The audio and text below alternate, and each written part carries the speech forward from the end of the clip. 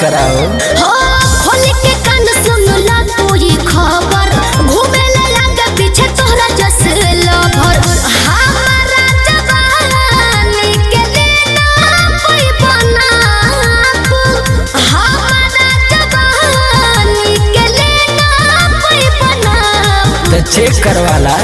कहीं को बीन पाना चावा कई गो सांप रे बाप रे बाप। का बाप रे बाप?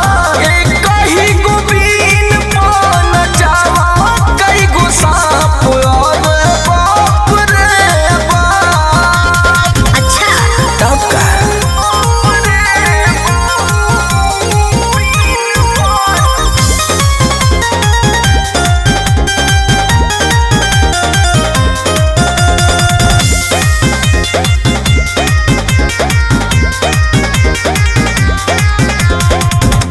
बानी फरेस पीस मार्केट में आई।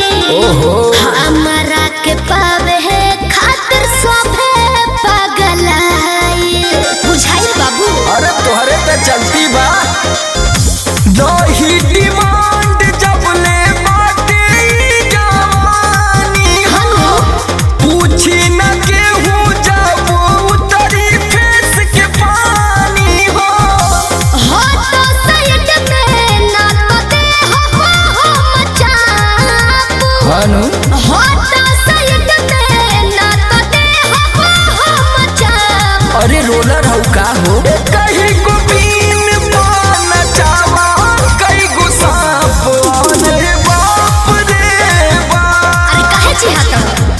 कहीं को बीन पाना चावा कई गो सांप रे बाप रे बाप। चल हट रास्ता में से। अरे तारा बीन के असर शौकीन बना हुई।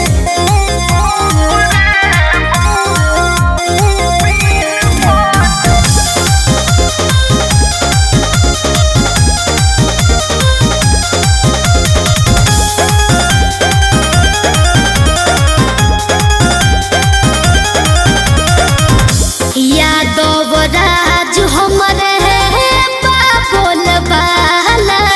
वाह होई हम चाभी जे खोल दिल के ताला। अरे हम करइत नहीं। ऐसे जे सुघर देहिया देखाई बुहा। अच्छा सब कर मान जान तू सन कोई। अरे जा जा। जिला में बहनी समरसावा का सेटा। ई तो बात सही है। जिला में बहनी समरसावा का सेटा। दावा जोड़ा खाने वाला है। कहीं को बीन पाना चावा कई गो सांप रे बाप रे बाप। अरे काहे डेरा कर?